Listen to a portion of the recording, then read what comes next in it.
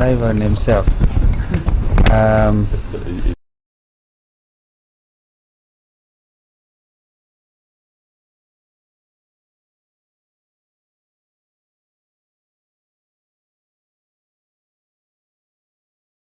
The second deputy president, Honorable Rigathi, needed a lot of time with the doctors.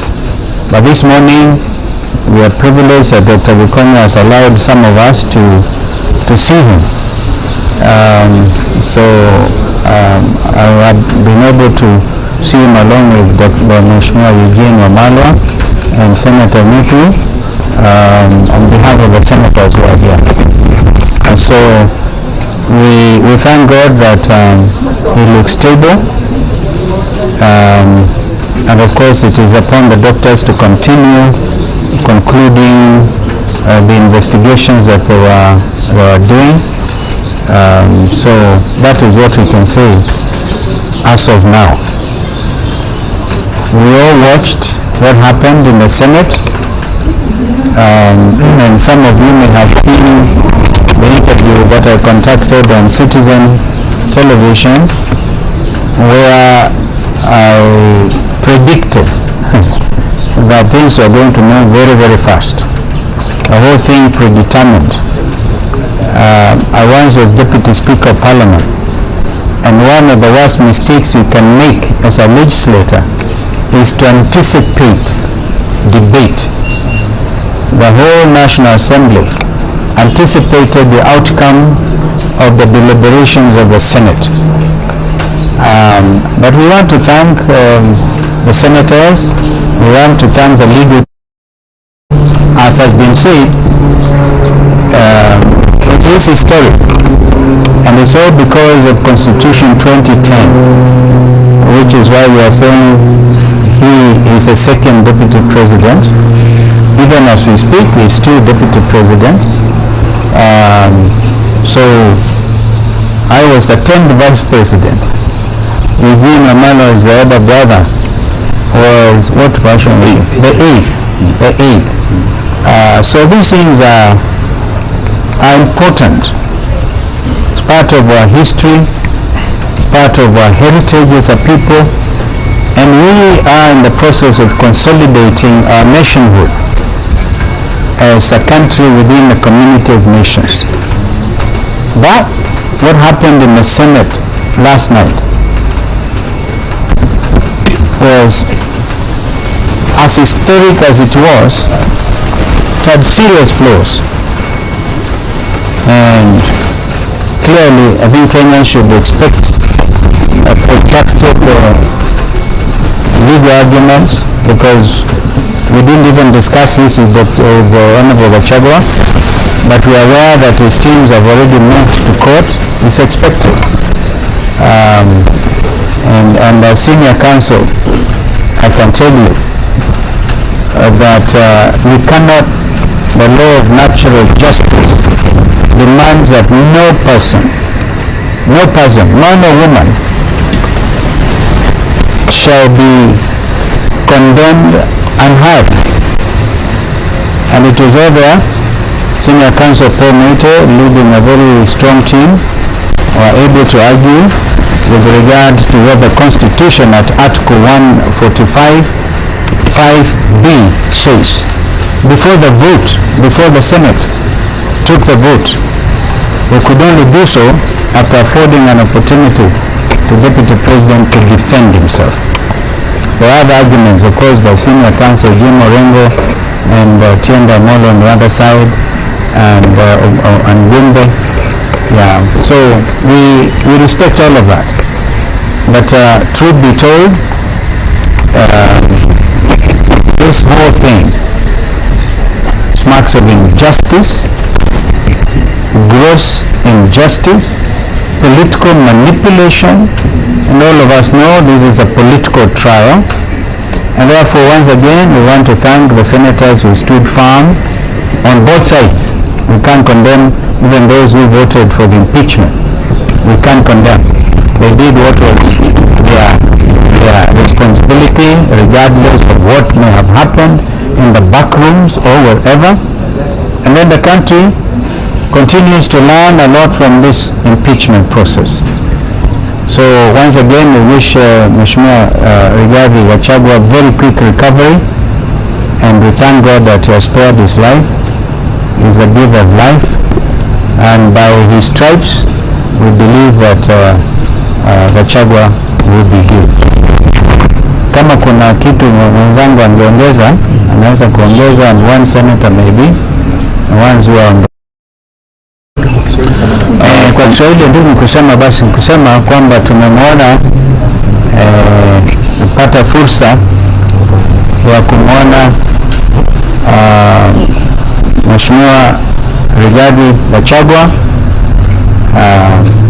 naibu wa rais wa awamu ya pili chini ya katiba 2010, na twashukuru Mungu kwamba anaendelea vyema kulingana na ripoti ambayo tumepatiwa na madaktari, lakini bado ako na udhaifu, na kwa hivyo hatunge hata kumzungumzia hata zaidi. Tunamtakia kila la heri, lakini huku tukizidi kumtakia uponyaji haraka, hatuna budi ila pia kuangazia yaliyofanyika jana kwa seneti. Tuwapongeza wale maseneta ambao walichukua msimamo wake katiba, lakini kama wanasheria, mimi mwenyewe najiunga wazi na yale ambayo Mheshimiwa Senior Counsel Paul Miti aliyozungumzia ya sheria kikatiba, na mambo haya maneno ni wazi yataangaziwa kindani sana kwa mahakama. And we continue to insist that the last line of defense for the future of this country remains our judiciary. So we want to urge that justice reign, even though the heavens may fall, but may justice reign. May justice reign in our courts. May there be men and women able to avoid a situation of state capture, as we have said. This country's economy is under state capture. Or I've said it openly before, that the legislature itself is under capture executive. And we will, as a people's loyal opposition, continue to talk to Kenyans, have conversations about that fearlessly, knowing that this is a country under God. My colleague can add. Myself with the comments of Senior Counsel Stephen Kalonzo Musyoka, particularly on the issue of violation of the basic rules of natural justice. And he has said one of those basic principles of natural justice is that no one should be condemned unheard. Yesterday was a sad day for this country because His Excellency Rigathi Gachagua, who had submitted himself to the jurisdiction of both houses of parliament and never missed a sitting, never was late, both in the National Assembly and in the Senate. And even when he was given the opportunity to sit as his charges were being read to him, he chose to face his accusers on his feet rather than on his knees. And he stood throughout the reading of the 11 charges. The last 2 weeks must have been very stressful for him. And as a human being, there's only so much stress you can take. His doctors have told us here today that when he was admitted here, he had serious chest pains. In fact, he had very high blood pressure. The stress he had gone through, he was short of getting a stroke. But they admitted him, they have managed him overnight. And we thank Dr. Eugene and his other team of doctors for the good care they have given His Excellency Rigathi Gachagua. But for Parliament, if we ever doubted that our Parliament under capture by the executive, a very overbearing executive. Last night was our evidence. Our parliament is dancing to the tune of the executive, both the National Assembly and the Senate. There is no reason why these proceedings could not have been postponed until Saturday. What was the hurry? When Speaker King withdrew his chambers, what were his instructions? We suspect and we believe he was told by stroke of midnight, you must be done with this man. And that is what happened. The law is clear, the rules are clear. If they had a special committee, they had 10 days. We do not have a limitation for the plenaries. Why was the Senate hired to crucify this man and bury him politically? All we can suspect is that Mutuse was just a hired assassin on a mission, and that was evident throughout cross-examination. And we must thank His Excellency the Deputy President lawyers. They brought out the truth that, and this is what Senator Wambua asked Mutuse, whose motion is this? You could tell he was not the owner of the motion. He was just a gun for hire, and through cross-examination that became very evident. But today, apart from the principle of a man not being condemned and hard, especially when he's on his back in a hospital bed, the second principle that was broken by the House, which is a fundamental principle of natural justice, is that you shall not be a judge in your own cause. The rule of bias is a very basic principle of natural justice. Both speakers of the two houses had been mentioned as shareholders, beneficiaries of an arrangement in Kenya Kwanza. They are interested parties. And one of them had in fact, before the matter appearing before him, Speaker Otangula, I think was in Machakos County, when he showed his bias on a matter coming before him, he had already pronounced himself as to what should happen to regarding Gachagua who was going to appear before him. Open bias was shown by the Speaker, Otangula, Deputy Speaker, Sholei, Majority Leader, Kimani Ichung'wah, the Chief Whip, Osoro, and there couldn't have been a fair trial for again. So today we want to say this, that as a country we miss an opportunity to showcase that we have one of the best constitutions, not in Africa, in the world, the most progressive. Last night it was being tested. As a country under the rule of law, we should have respected and observed the two principles, fundamental principles of natural justice, and we let our country down. However, all is not over. As His Excellency has said, our last line of defense is the judiciary.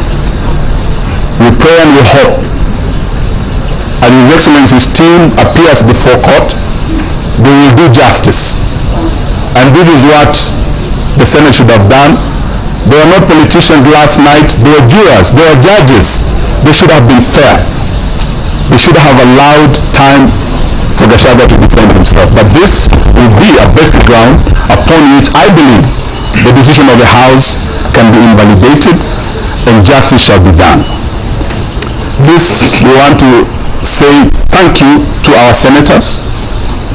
Our leader in the Senate, Senator Wambua of Kitui, I think captured everything as NEO stands for. Our leader in the National Assembly, Honorable Robert Mbui, spoke for all of us as NEO. But their counterparts in ODM spoke a different language. So today, even as we go forward, we can no longer pretend that we are like-minded On impeachment, we did say this was not a priority for Kenya. Kenyans have more serious issues. Kenyans cannot take their kids to school because of the failed new funding model in our universities. Patients are dying because when you go to hospitals now, dialysis, you are being turned away. When you have no money, you are a poor person, you are condemned to death by Ruto and his failed policy. Adani Shah. These are issues that even as we speak, as new, we have differed, not just on this impeachment, not just on joining the great-based government. We have also differed on Adani, and yesterday we were in court led by senior counsel. Kenyans will on 22nd of October see who is really fighting for them, because we'll be back in court to continue the fight against corruption. In open court, we will be there on 22nd. We welcome all Kenyans to come, but the matter as it rests today rests with the judiciary. It's the last line of defense. It's our only arm of government that has not been captured, and we pray to God, because between this nation and disaster is the judiciary. That is our shield and defender. Thank you. Thank you very much. Maybe we'll hear Senator Kamau from Lamu. Asante sana His Excellency Eugene kwa sababu ya kuweza kuandamana pamoja nasi. Tuko hapa katika Karen Hospital. Tumekuja hapa asubuhi ya leo kuja kuona His Excellency the Deputy President Gachagua, ambaye wote mnajua kwamba kuanzia jana aliweza kuletwa hapa akiwa mgonjwa na anaendelea kupata matibabu. Tumeweza kuongea na daktari. Last line of defense is our only arm of government that has not been captured, and we pray to God, because between this nation and disaster is the judiciary. That is our shield and defender. Thank you. Thank you very much. Maybe we'll hear Senator Kamau from Lamu. Asante sana His Excellency Eugene kwa sababu ya kuweza kuandamana pamoja nasi. Tuko hapa katika Karen Hospital. Tumekuja hapa asubuhi ya leo kuja kuona His Excellency the Deputy President Gachagua, ambaye wote mnajua kwamba kuanzia jana aliweza kuletwa hapa akiwa mgonjwa na anaendelea kupata matibabu. Tumeweza kuongea na daktari ambaye anamhudumia na amesema kwamba bado matibabu yanaendelea na kwa sasa hawezi kuweza kuongea kwa sababu anaendelea na matibabu. Jambo nataka niseme ni kwamba jana mnajua vile ilitendeka ya kwamba naibu wa rais Gachagua alikuwa aweze kuingia katika bunge la Senate aweze kujitetea kutokana na mashtaka ambayo alikuwa amewekelewa na Mutuse, na mnajua kwamba haikuwezekana kwa naibu wa rais kuja kujitetea kwa sababu aliweza kugonjeka kabla ya yeye kuja kujitetea katika jumba letu la Senate. Nataka niseme kwamba jambo ambalo lilihuzunisha zaidi kuona kwamba Mheshimiwa naibu wa rais aliweza kuhukumiwa bila kusikizwa. Hilo ni jambo ambalo limeweza kushangaza sana nchi yetu ya Kenya, kwa sababu sheria inasema kwamba kila mtu ako na haki ya kusikizwa. Kama umeshtakiwa uko na haki ya kujitetea, lakini tunaona kwamba hakupata nafasi na haki ya kujitetea. Sisi tuliweza mawakili wake waliweza kuomba nafasi apewe mpaka kesho siku ya Jumamosi aweze kuja kujitetea katika lile bunge, na baada ya sisi kujaribu kuunga jambo hilo mkono halikuwezekana. Waliendelea na kazi ambayo walikuwa wameamua kufanya, na nataka niseme ya kwamba tulijaribu kwa uwezo wetu, lakini tulishindwa kwa sababu kule bunge ni numbers ambazo zinafanya kazi. Nataka niwashukuru sana wale senators wa kutoka mlengo wa Wiper Democratic Movement ambao walisimama na sisi katika vita ya kutetea naibu wa rais kutokana na mashtaka ambayo sisi tulipoyasoma tuliona kwamba ni mashtaka ambayo hayakuwa na mwelekeo, na walisimama na sisi na tuliweza kupambana vile tuliweza Lakini tunasema kwamba tunaombea naibu wa rais afueni ya haraka wakati ambapo anaendelea kupata matibabu katika hospitali ya hapa Karen Hospital, na anajua kwamba Mwenyezi Mungu ataweza kumsaidia na ataweza kutoka hospitali na ataendelea kuweza kufanya kazi yake. Mimi nataka niseme ya kwamba ni jambo ambalo ni la huzuni sakilisha watu wa kaunti ya Lamu, na waliniambia kwamba nisimame na naibu wa rais. Nilisimama na yeye mpaka mwisho kulingana na mujibu na haki ya watu wa kaunti ya Lamu. Nataka nishukuru sana watu ambao walinituma katika hili bunge la Senate kuwakilisha, na wanapotoa sauti ni wajibu wangu kama kiongozi kuona kwamba nimesimama na vile ambavyo wananchi wa kaunti ya Lamu wamenituma kufanya. Asante sana. Asanteni. I think that's okay. Tayari umetaja kuna brigade kama DP. Tayari kuna jina jingine ambalo limependekezwa na Rais William Ruto ambalo ni jina la kijiji. Hili ni kuweka watu kama taifa na kama wakili. Kutajwa ni one thing na kuidhinishwa ni jambo lingine. Hivi tunavyozungumza, His Excellency Rigathi Gachagua is the second president of the Republic of Kenya, but we shall see what happens going forward. Kilinganisha kwamba yeye tayari mawakili wako ameenda kwa mahakama, na vile vile bunge pia inaendelea na hizo shughuli zingine ambazo wamezitaja. Another question? Tawashukuruni sana. Thank you.